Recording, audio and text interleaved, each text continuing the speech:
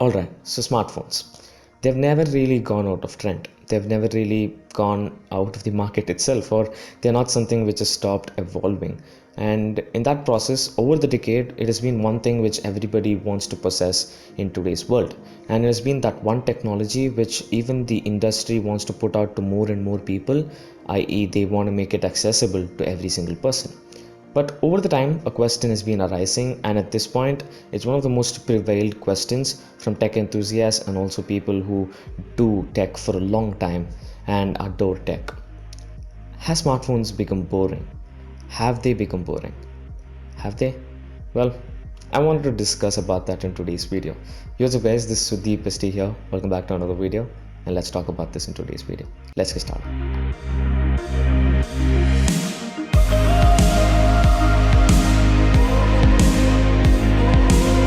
So, before we get any further, there's this fact that we can't just start right away and talk about current day scenario. To start with this, we need to go about a decade back, 2007, when the first smartphone actually came out. This was the Apple iPhone 1, if you call it so. This was the first ever smartphone to come out when the whole world was running behind keypad based phones with different designs, quirky nature, and extra features which wouldn't even be necessary. Apple released the first ever touch capacitive phone, which is called as the touchscreen, and later to be called as a smartphone because it was smart and it was also a phone and all that. So basically, the first smartphone came out in 2007, and that was a time when there was only Apple to make smartphones. And even later after that, when Samsung found out that they could also make it and they also entered the market, the players were only two, Apple and Samsung. That was the time when smartphones were a privilege. Smartphones was something everybody could not possess that easily, and it would easily cost about $700 to $850 for a single piece of a smartphone. And this was new technology, so obviously it wasn't that accessible. Now, run across a few years, you see that smartphones have become a thing that every single person can have, and that's because more people enter the market. Let it be LG, let it be HTC, let it be a lot of other companies which enter the market, including Sony and other people.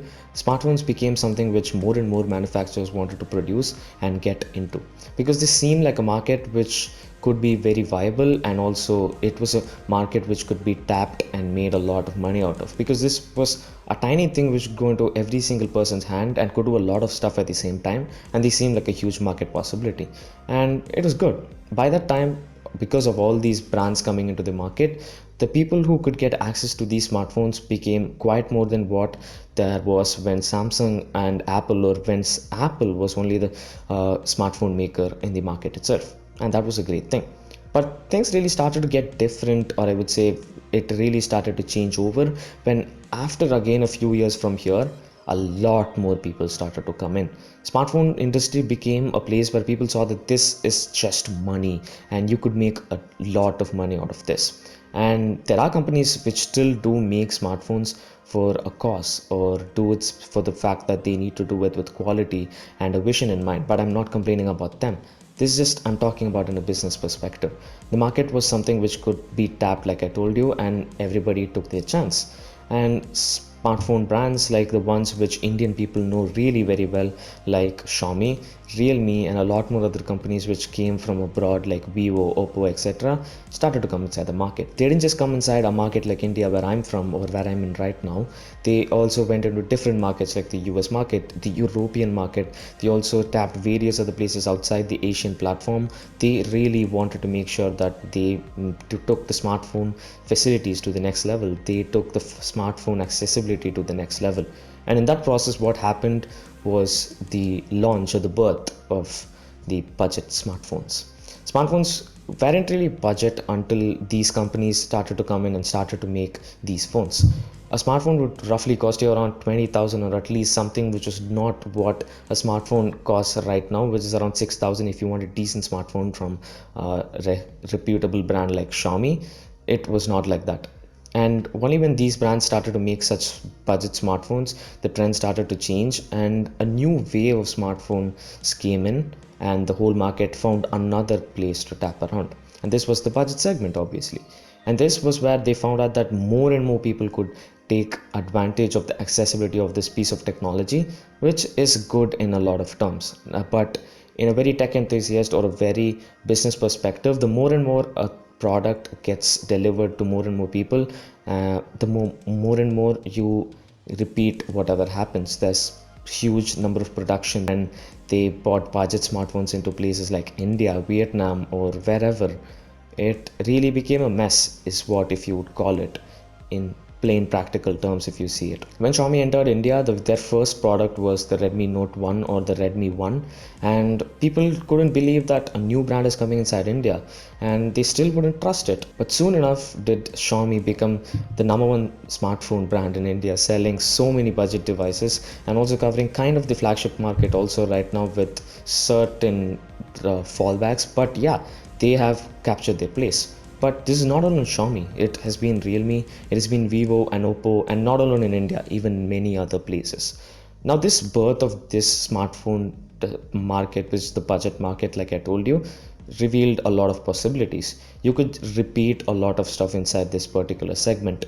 All the people wanted was value for money, because when you're paying money for a thing, you want value for it, and that's kind of obvious. But in a place like India, where I'm taking it as the prime example right over here, value for money is something which people want in every single thing. Be it the smallest thing you buy, they need value for money.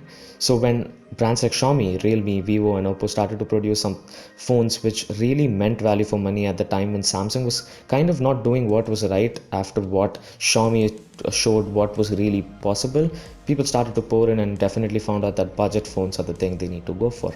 And since then, there's been a lot of stuff which has been happening. But to be honest, how good is the budget segment right now?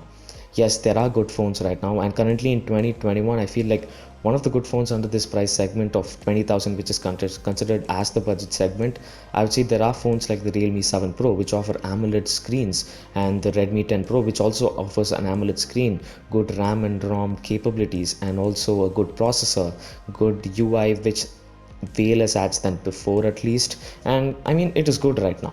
But at least before this particular model of the Redmi 10 Pro was released or whatever, it has always been a mess of how one particular brand releases so many smartphones under this particular bracket of 6,000 to 20,000 here in India, and even outside in a particular price segment. It's flooded. If you take the Redmi 9 series, for example, you had the Redmi 9i, you had the Redmi 9C, you had the Redmi Note 9, you had the Redmi Note 9 Pro, you had the Redmi Note 9 Pro Max. Okay, there's been a lot. There's been more than 10 to 11 devices or 10 to 11 variants of different devices you could find inside a particular price segment. And what's even more confusing with the budget segment in recent times has been that it's really come to a point where the price difference is just about 1,000 rupees, or particularly $50 or something abroad. But the differences you might be getting is possibly a RAM upgrade from of 1 GB, a different processor maybe, which is a big exception and happens only in some brands and some devices. It's mostly just as minor upgrades or minor downgrades which gets branded as another devices. As much as people can argue that the more amount of phones in the market actually prevails to be the better for the consumers because they have a lot to choose from, it's clearly not like that. Because if you go for a normal consumer, you go to a simple house here in India and ask them their price segment and ask them to choose from the list of phones you get on just one brand from Xiaomi, for example, they're obviously going to get confused. They themselves have so much, and I'm just talking about one brand right over here. What happens when we take into consideration all the competition? It all becomes a big pool of devices which you need to choose from. And frankly speaking, with all due respect, the budget smartphone segment itself feels like a big play of business right now. All they see is taking the market share with the smartphones, and it's really been frankly just about business if you see it from a very normal perspective, without taking into consideration what the consumer's needs and whatnot. If you just see it on a plain focused view, you can see that it's just business.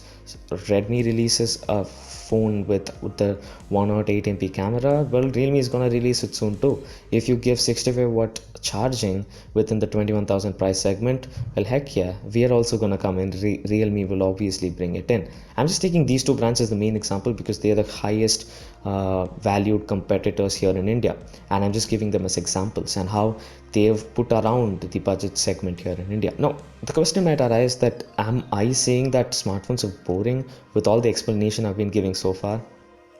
Yes, they have become boring. And I'm not regretting saying that because over the years, there's nothing exciting which brings in a smartphone. And I'm not talking about the smartphones in general. I'm just talking about mainly the mid range of the budget segment smartphones because one of the main things, like I told you, accessibility has made the possibility of making too many phones and too many phones in production for many people, and in that range you get a lot of competition which is involved too, and that's the only reason why it has become so. And the other question might arise is, what am I wishing, or what am I saying? What can I do? What can you do for that? We can't do anything. Practically, we can't do anything. It's the brands which need to decide on this. And all I'm saying is that the budget segment and the mid-range segment could see a lot of changes because even right now, I still do have some excitement for smartphones, but I think it's been narrowed down to having an iPhone or a premium budget segment phone like the ones from Samsung maybe, and the different innovations which come in terms of the expos outside India or in India itself, where they show prototypes of smartphones which could be the possibilities in the future, the fold devices and whatnot. All that do excite me. Smartphones are still interesting. It's not that I'm saying that smartphones are not interesting at all. Smartphones have become boring, but it's just a part of the smartphone market which has become boring. It's obviously the budget and the mid-range segment which I'm talking about. Repetition, too much competition, and all of that has brought the whole smartphone market, that particular market, into a standstill or a saturation point where everything is repeated and everything is just competition at this point.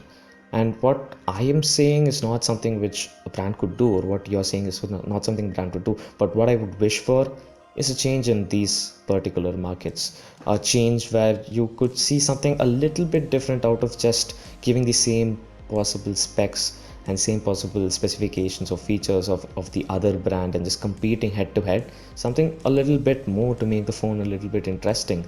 It's something like, if you are buying a budget phone, if you're a budget consumer, it's like you're just gonna upgrade to a next phone, and it's not like it's gonna excite you much. That phase is actually dead at this point with the budget and the mid-range devices. A change would be nice is what I'm saying with this video, and I've been planning on making this video a lot. I've been compromising and thinking a lot actually if I should make this video, but well, what's said and done, this is what I feel about the budget and the mid-range segment. A change would be really nice is all I ask for. I've liked and loved a lot of brands including Xiaomi, OnePlus and a lot of them, but at this current moment, at this current year, after being with technology for so long and after being inspired by smartphones and technology for so long, I've come to a standpoint where I know that some stuff doesn't interest me anymore. And if you're a tech enthusiast, I can make sure that you can relate to this too. And that's what this video is all about. Just something which I want to discuss about what has changed and where we are right now and what could possibly be done for that change. I'm definitely not the one who's the deciding factor here. There's a lot of stuff which goes into consideration for just a simple decision made by a company, but this is what I want to say as a person who loves tech, who's been with smartphones for a long time, and would really love to see a little bit more revolution yet again in the smartphone industry. Well, that's been it. If you did like the video, give it a like, and if you did share the thoughts which I shared in this video, you could share this around with the other friends who do the same too, and comment down below what you thought about this video. And I know that I've not uploaded for the past 2 months or 3 months, and I'm really sorry for that.